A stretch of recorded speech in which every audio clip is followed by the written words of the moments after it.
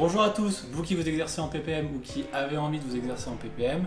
Aujourd'hui on se retrouve, petite vidéo pour vous montrer l'exécution du tirage poulie basse en technique d'exécution PPM. Le dos, c'est toujours un groupe musculaire très technique à entraîner, en PPM en particulier. J'avais fait une vidéo à l'époque où je vivais encore au Gabon il y a plusieurs années sur le travail du dos en PPM avec un tirage vertical prise large. Donc aujourd'hui je vous montre une version tirage poulie basse, prise serrée.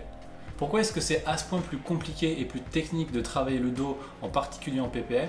Et bien c'est parce que contrairement à d'autres parties corporelles, il s'agit de plusieurs muscles qui travaillent en synergie, c'est un groupe musculaire plutôt qu'un seul muscle. Et en particulier le problème qu'on a, ou le point d'attention auquel il faut penser, c'est qu'on a du coup plusieurs leviers principaux d'action pour engager tous ces muscles. Si je prends mon biceps, le levier principal d'action est simple, c'est l'avant-bras avec humérus fixe, facile. Mais quand on parle du dos, on va avoir trois gros leviers principaux de travail. On va avoir tout d'abord la colonne vertébrale qui va pouvoir se fléchir et s'étendre. On va avoir les omoplates qui vont pouvoir donc partir vers l'avant ou se rétracter vers l'arrière. Et sachant qu'on a aussi des positions plus obliques ou verticales. Et on va enfin avoir tous les mouvements simplement de bras, donc de l'humérus. Donc du haut vers le bas, d'avant en arrière, etc. qui vont plutôt eux faire intervenir grand dorsal, grand rond, l'arrière d'épaule, etc. Les mouvements d'omoplate, ça va être plutôt rhomboïde et trapèze. Et puis pour tout ce qui est de la colonne vertébrale, on va être plus sur les érecteurs du rachis et ce genre de choses. Alors plutôt que de simplement vous laisser regarder et essayer de reproduire chez vous, je vais vous donner 2-3 pistes techniques que j'applique ici pour que vous puissiez les voir et après y faire attention quand vous-même vous allez essayer de reproduire cette séance d'entraînement.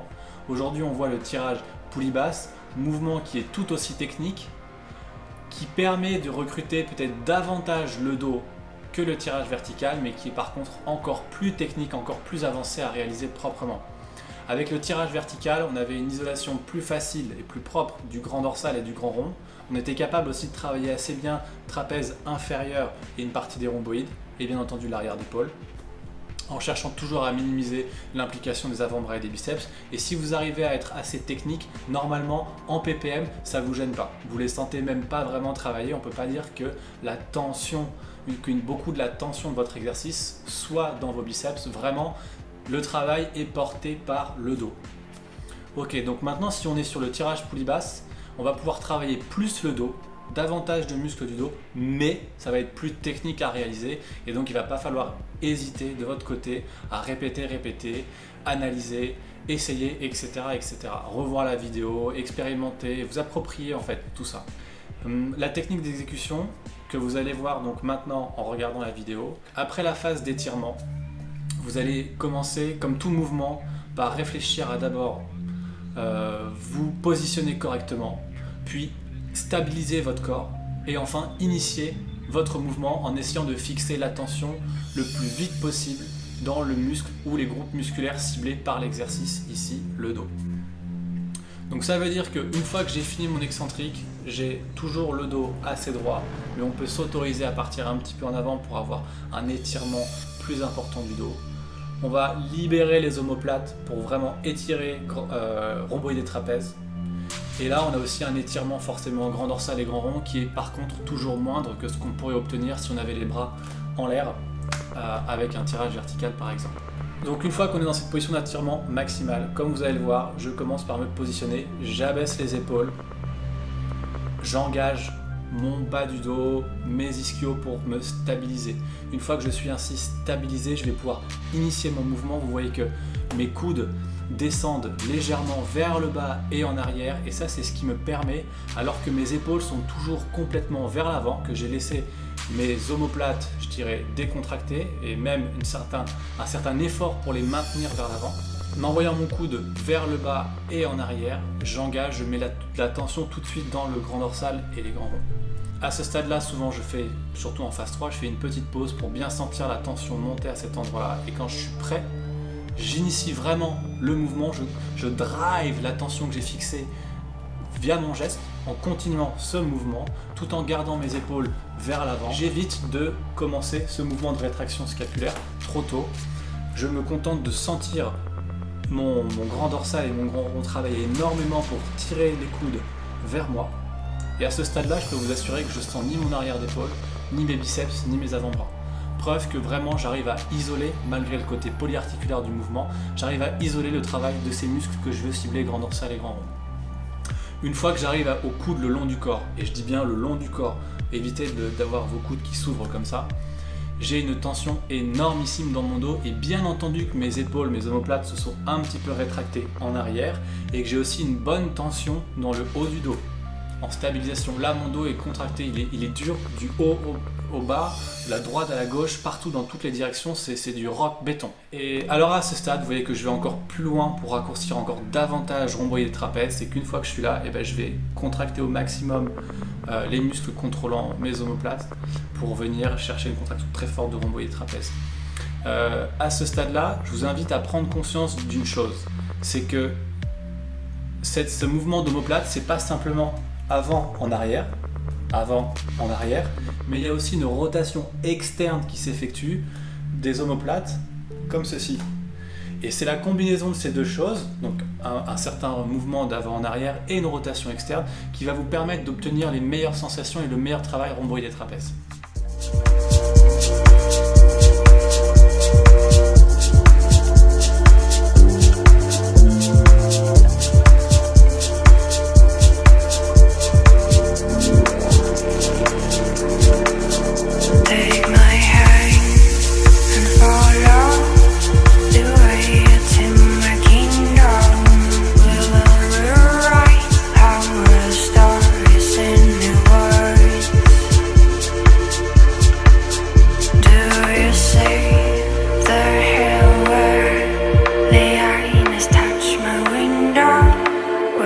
Twilight turning into hummingbirds.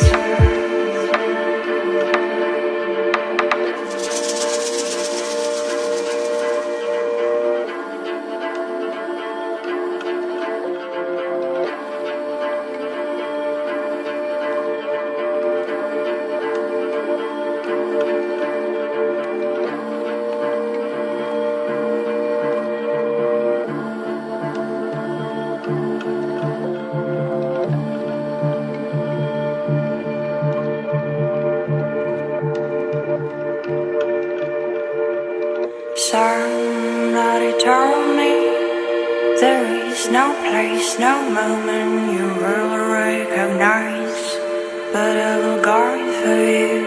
The Lord is stronger in my eyes, in my eyes, in your eyes, in our eyes, in your eyes, in my eyes. The way there's something stronger in my eyes, in your eyes, in my eyes. You're a hummingbird, you're in my soul.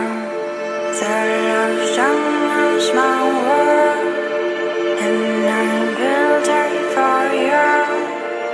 You're a hummingbird, you're in my soul. The love surrounds my world.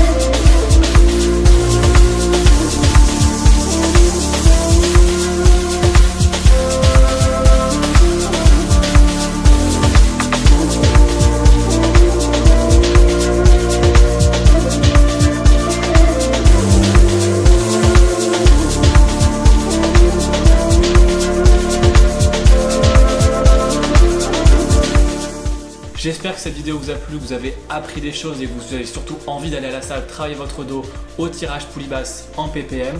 Moi c'est un exercice que j'aime beaucoup, mes sensations sont énormes et surtout j'aime bien parce qu'il est fonctionnel, il n'est pas dangereux du tout. J'entends par là que nos bras restent le long du corps et ça c'est une position fonctionnelle. On n'est pas fait pour avoir les bras en l'air dans tous les sens et il y a beaucoup de conflits au niveau de l'épaule qui peuvent créer des blessures, en particulier si c'est un petit peu fragile. Bien que ce soit moins grave quand on travaille le dos que quand on travaille les épaules de mettre les bras au-dessus de la tête, c'est quand même quelque chose que si on peut l'éviter, eh bien pourquoi ne pas le faire? Donc avoir les bras le long du corps, c'est intéressant pour ça parce que d'un point de vue santé, c'est bien, c'est mieux. Donc n'hésitez pas, entraînez-vous au tirage poulie basse. Vous pouvez faire une séance poulie basse, une séance tirage vertical classique, ou 2, 1, comme vous voulez. C'est intéressant, n'hésitez pas à varier les exercices. Sur ces bonnes paroles, je vous laisse. Bon courage pour vos entraînements. Et si vous voulez aller plus loin sur la méthode, sachez que Francis Benfato et moi, on est disponibles pour venir faire des petits séminaires, des petits workshops, des conseils via internet, du coaching, etc. sur la ppm pour vous aider dans vos propres entraînements si vous désirez prendre de la masse musculaire sans prendre aucun risque ni souffrir des effets des entraînements classiques demandant de manipuler très lourd ou de faire beaucoup de volume. Je vous laisse, à plus.